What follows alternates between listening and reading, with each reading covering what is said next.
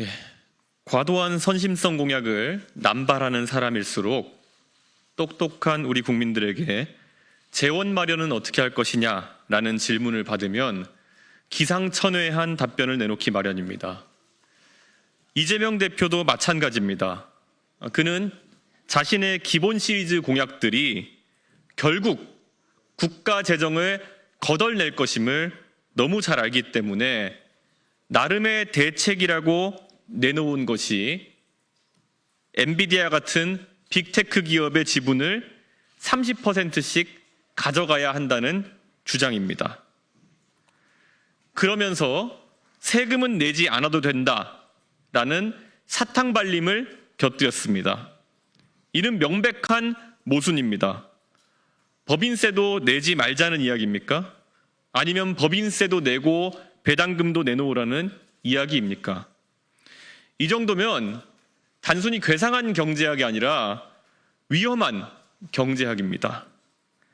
국민연금조차도 연기금을 운용하며 국내 주식에 투자할 때 지분율 10% 이상을 갖는 것에 극도로 신중한데 국가가 기업 지분 30%를 가져가고 거기서 나오는 수익을 국민과 나눠 갖겠다는 발상은 대체 어디서 나온 것입니까?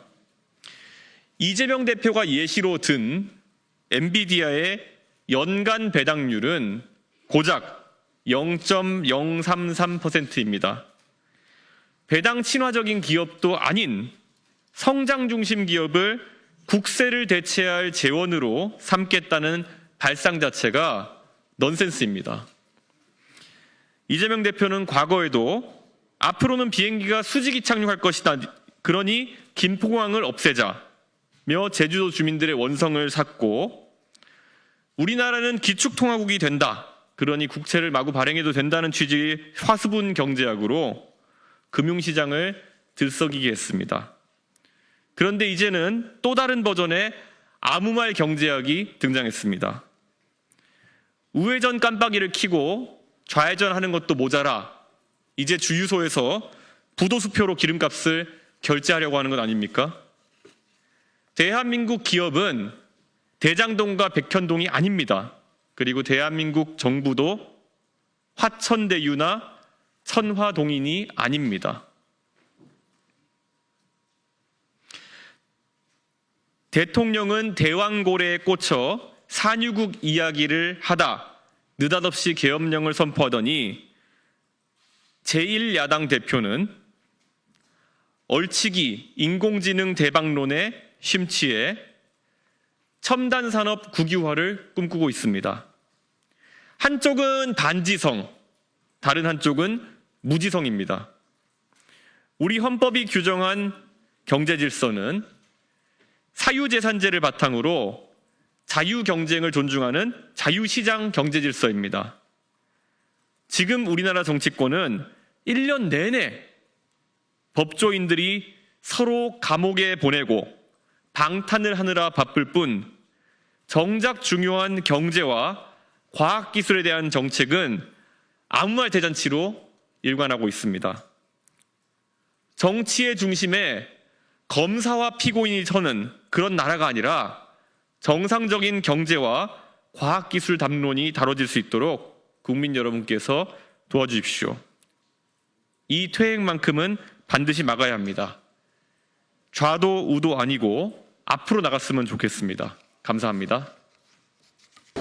지금 이재명 대표와 민주당이 본인들의 정치적 상황이 유리하다고 판단해서인지 오히려 오늘 민주당 쪽 스피커들이 무격다짐으로 나오는 모습을 보면서 상당히 안타까웠습니다. 그러면서 여러 가지 맞지도 않은 예시를 들면서 이재명 대표의 이런 K-엔비디아론이 맞는 방향이라는 식으로 이야기하고 있는데 제가 여기에 대해서 상당한 위기의식과 문제의식을 갖는 이유는 이재명 대표가 이것을 본인의 무상 시리즈의 재원으로 삼으려고 하는 움직임이 있거나 아니면 세금이 없어도 된다는 식으로 국가 시스템 자체를 흔들어버리는 그런 발언을 하고 있기 때문입니다.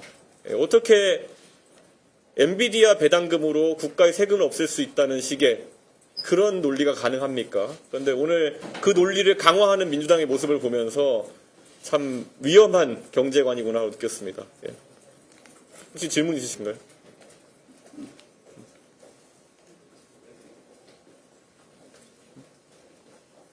예. 뭐 개혁신당의 당원 당규에 따라서 개혁신당도 충분히 다양한 대선 주자들이 나올 수 있는 당이고 실제로 개혁신당은 이미 사실상 보수로서의 가치를 상실해버린 국민의힘에 대비되는 선명한 보수적 가치관과 그리고 지금까지 이런 계엄에 대해 가지고 반대 입장을 선명히 가져왔던 정당이기 때문에 충분히 많은 도전자들이 있을 수 있다 이런 생각을 합니다. 대만 TSMC도 정부 대만적으로 투자해가지고 키운 기업이다라는 반론도 있는다고 생각합니다. TSMC는 대만에서 아예 국영기업으로 시작해서 5년 만에 민영화를 했습니다. 그래서 TSMC의 정부 지분율은 6%에 불과하고 우리나라의 삼성전자도 지금 국민연금의 지분율이 7%가 넘는 것으로 알고 있습니다. 그런 상황 정도에 해당하는 것이지 그러니까 나중에 연기금이나 아니면은 국부펀드에서 투자해가지고 그 정도의 지분을 획득하는 것은 가능하나 지금 무슨 벤처 캐피탈처럼 국가를 운영하겠다고 하는 그런 이재명 대표의 발상이라고 하는 것은 기업의 생장주기와도 맞지 않는다는 말씀 제가 드린 바 있습니다. 예. 우리나라에도 보면 민영화된 기업들이 덜어 있습니다. 예를 들어 SK텔레콤 같은 경우에도 뭐 민영화가 된 기업인데요. 뭐 그런 것을 또 민주당이 민영화를 좋아하는 건 또 아니지 않습니까? 아예 국영기업이 민영화된 사례를 들고 와가지고 지금 이런 것을 이야기하는 것은 옳지 않다. 오히려 빅테크 기업을 어떻게 정부가 초기부터 키울 수 있냐에 대해 가지고 이재명 대표가 안이하게 생각하고 있기 때문에 문제가 되는 것입니다. 엔비디아가 될 기업을 특정해가지고 만약에 국가가 선별해서 지원할 수 있다 그러면은 그 국가는 대단한 국가입니다. 예. 그런데 왜 그렇게 되지 않느냐? 왜 다른 나라들은 그럼 그렇게 하고 있지 않느냐에 대해 생각해 보면 될 것 같습니다. 역설적으로 이재명 대표가 만들고 싶다는 엔비디아 자체가 정부의 지원으로 탄생한 기업이 아닙니다. 미국에는 빅테크 어느 기업을 본다 하더라도 애플이 국영기업으로 시작했습니까? 아니면 마이크로소프트가 국영기업으로 시작했습니까? 그러니까 이재명 대표가 관점을 빅테크에 맞춘다 그러면은 왜냐하면 AI 얘기하셨으니까요.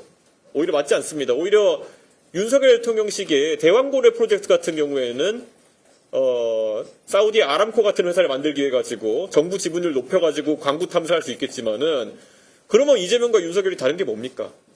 예. 그래서 저는 이재명 대표가 생각하는 그런 빅테크에 대한 그런 30원 지분 확보라고 하는 것은 도대체 실현할 수 있는 과정이 무엇인지 잘 모르겠습니다. 예. 또 혹시 질문 있으신가요? 지금 앞서서 토론을 되게 여러 개 신청하셨는데 네. 이거에 대해서 토론해 주고 싶다.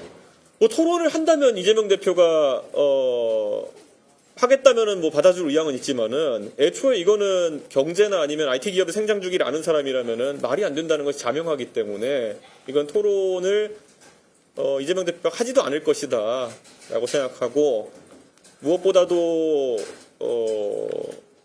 이게 과연 대한민국이 지금까지 몇십 년간 구축해온 조세 모델을 벗어나 가지고 새로운 국가 수입 모델이 될 만한가에 대해 가지고는 어느 누구도 국세청부터 기업을 운영하시는 분들과 어느 누구도 아니다라고 생각할 겁니다. 예. 이재명 대표가 페이스북 오전에만 무려 4개 올리면서 적극 반박하고 있는데 결국에는 있을지 모르는 대선에서의 표를 의식하는 행위라고 보시는 거예요.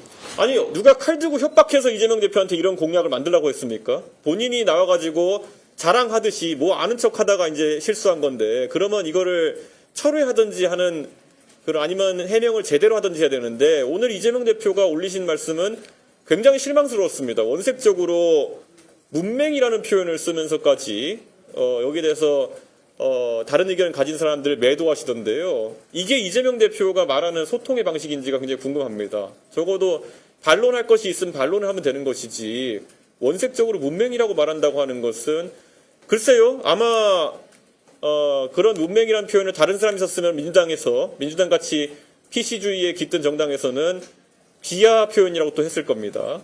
예, 아주 혐오적인 표현이고 비하적인 표현이죠. 문맹이신 분들이 무슨 문제가 있길래 그런 이재명 대표의 해명에 쓰여야 되는 겁니까? 여러 가지 이유로 교육의 기회가 부족해가지고 문맹이신 분이 있다 하더라도 그렇게 비하적으로 쓰면 안 되는 겁니다. 예. 또 혹시 질문 있으면 예. 다른 건데 예. 오늘 오전에 여당이나 강동석 의원께서 사전 투표를 개정하는 법안을 발의했는데 그거에 대해